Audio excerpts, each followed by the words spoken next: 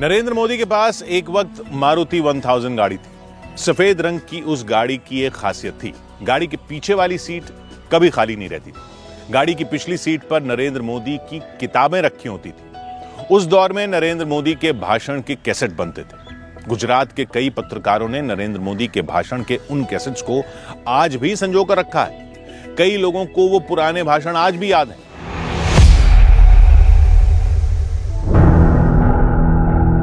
ये अलकाबेन बख्शी हैं। इनके पति जानलेवा हादसे का शिकार हो गए थे। अहमदाबाद में रहने वाली अलकाबेन से मिलने वो बड़ौदा से आ रहे थे। रास्ते में हादसा हो गया, वो बच नहीं पाए। अलकाबेन अकेली थी, रिश्तेदार भी दूर दूर थे। अलकाबेन पर जब दुखों का पहाड़ टूटा तब उनका सहारा बने नरेंद्र मोदी।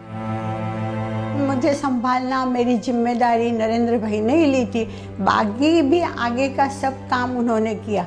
और मेरा घर में जो भी मेरे जो बहन लड़कियों के या बहुओं के गहने होते हैं वो सब नरेंद्र भाई ने, और मेरे हस्बैंड की जो बाइक थी उसकी चाबी वो सब नरेंद्र भाई ने एक संसेवक को बुलवा के वो सब लिया और सब वो संघ कार्यालय में रखा था।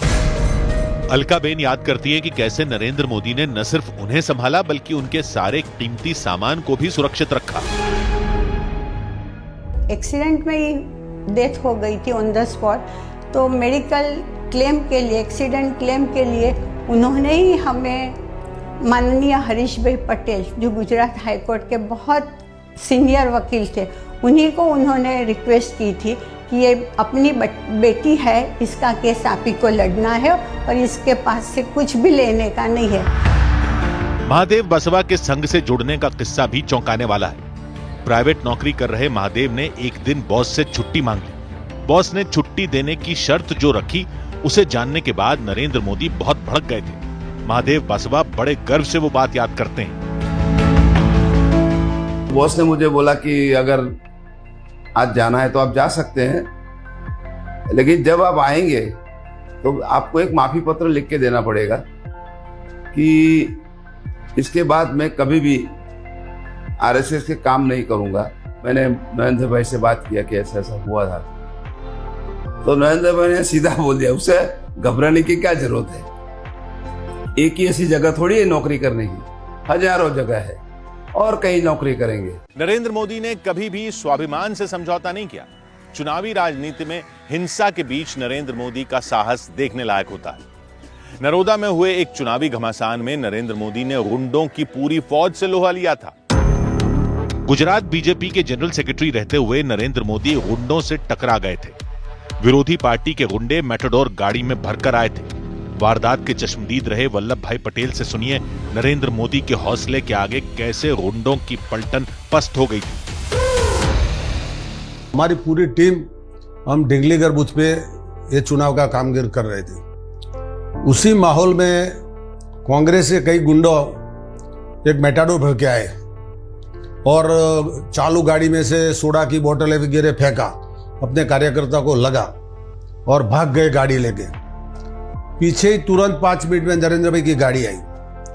तुरंत नरेंद्र भाई की गाड़ी रुकी, हमारे सबसे बात की और बात करते समय उसी टाइम एक पुलिस अधिकारी की जिप्सी निकली। उन्होंने तुरंत पुलिस अधिकारी की गाड़ी रोकी और दरवाजा खोल के अंदर बैठ गए और क्या बोला, गाड़ी चला आगे, इसके गाड़ी के पीछे ले ले। नरेंद्र मोदी का वचन कभी खाली नहीं जाता।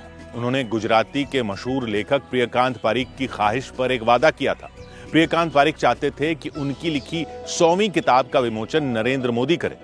ताज्जुब की बात यह कि प्रियकांत पारीख ने यह बात 75वीं किताब के विमोचन पर कही थी। कई साल बाद 2011 में जब वो अवसर आया तो इमोशनल कहानी बनी। प्रियकांत पारीख आधुनिक गुजराती साहित्य के प्रतिष्ठित लेखक और शिक्षाविद थे।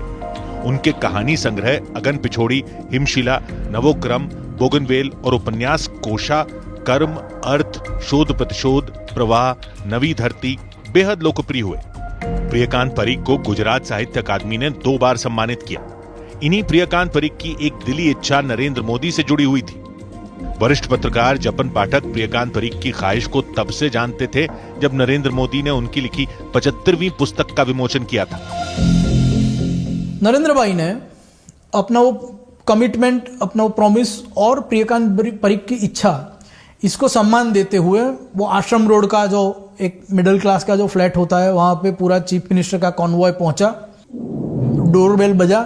नरेंद्र भाई ने उनका जो ड्राइंग रूम है प्रियकांत भाई परीख के फ्लैट का, वहाँ पे उनके बुक का अनावरण किया, लॉन्च किया बुक। एक युवा नेता जो सबका मददगार था, जिसने मुश्किलों का हल साहसी फैसलों से निकाला, जिसने अपने हर वादे को निभाया, उसके इकबाल को बुलंद होने से भला कौन रोक सकता था। पीएम मोदी पर न्यूज 18 की खास सीरीज जारी है। कल रात 10:05 पर देखना ना भूलें।